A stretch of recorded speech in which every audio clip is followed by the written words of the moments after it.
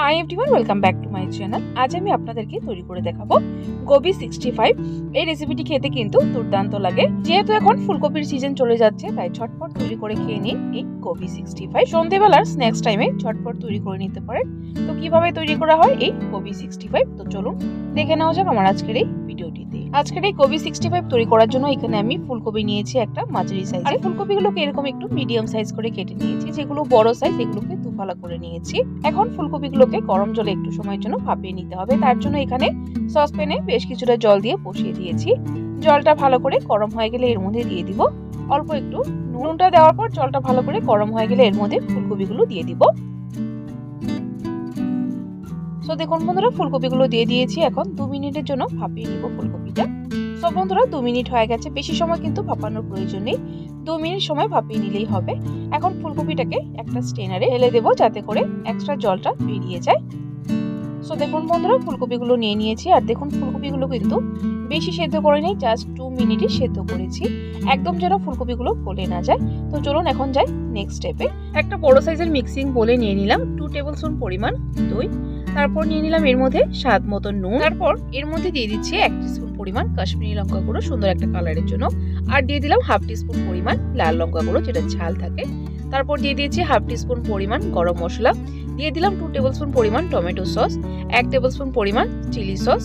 তারপর দিয়ে দিলাম 1/2 টিস্পুন পরিমাণ সোয়া সস। সোয়া সসটা শুধু কালারের জন্য দেওয়া হয়। অনেকে গোবি 65 এ কিন্তু ফুড কালার ইউজ করে, আমি আর করছি না, এমনিতেই কিন্তু সুন্দর কালার আসবে। এখন সবকিছু একসাথে ভালো করে মিক্স করে নেব। সো দেখুন বন্ধুরা, সবকিছু একসাথে ভালো করে মিক্স করে নিয়েছি।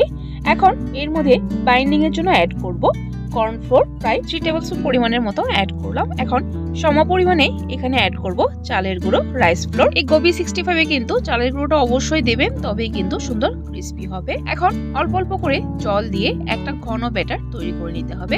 জলের পরিমাণটা একবারে বেশি দেবো না, অল্প অল্প করে দেবো আর এইভাবে মিক্স করতে থাকবো।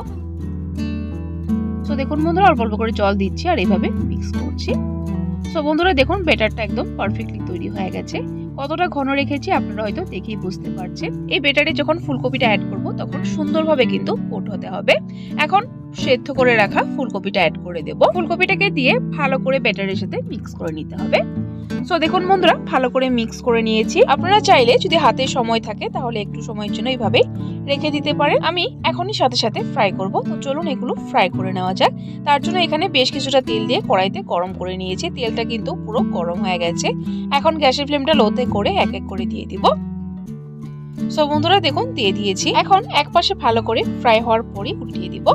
সো বন্ধুরা, ভালো করে ফ্রাই হয়ে গেছে, এক পাশে এখন উল্টিয়ে দিচ্ছি। এইভাবে ঘুরিয়ে ঘুরিয়ে সুন্দর লালচে করে ক্রিস্পি করে ফ্রাই করে নেব। আর গ্যাসের ফ্লেমটা কিন্তু হাইতে করে ফ্রাই করবেন না বা লোতে করেও ফ্রাই করবেন না, মিডিয়াম ফ্লেমে রেখে তারপর ফ্রাই করবেন, তাহলে সুন্দর ক্রিস্পি হবে। সো দেখুন বন্ধুরা, আমার এইদিকে ফ্রাই করে নেওয়া হয়ে গেছে। এখন এগুলোকে তুলে নিচ্ছি আর বাকিগুলো সেম প্রসেসে ফ্রাই করে নেব। সবগুলো ফ্রাই করে নেওয়া হয়ে গেলে তারপর লাস্ট এখানে 5টা কাঁচা লঙ্কা দিয়ে দিয়েছি, ফ্রাই করে নেব। তার সাথে অল্প একটু কারি পাতা ফ্রাই করে নেব। এরকম ভাবে কাঁচা লঙ্কা আর কারি পাতা দিয়ে সার্ভ করলে দেখতে কিন্তু দারুণ লাগে।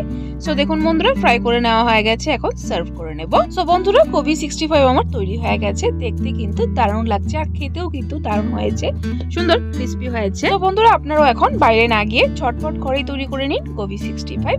খুবই সহজে, খুবই ঘরে থাকা সাধারণ উপকরণ দিয়ে। সো বন্ধুরা, আমার আজকের এই গোবি 65 রেসিপিটা আপনাদের কেমন লাগলো কমেন্ট করে জানাবেন। যদি ভালো লেগে থাকে তাহলে কিন্তু একটা লাইক অবশ্যই দিয়ে দিবেন। আরো এরকম নিত্য নতুন রেসিপির আপডেট পাওয়ার জন্য আমার চ্যানেলটাকে সাবস্ক্রাইব করে দিবেন। সাবস্ক্রাইব করে পাশে থাকা বেল আইকনটা ক্লিক করে অল করে দিবেন, তাহলে আমার চ্যানেলে যখনই কোনো নতুন রেসিপি আসবে নোটিফিকেশন আপনাদের কাছে পৌঁছে যাবে। ভিডিওটি সম্পূর্ণ দেখার জন্য অসংখ্য ধন্যবাদ। ভালো থাকবেন, সুস্থ থাকবেন।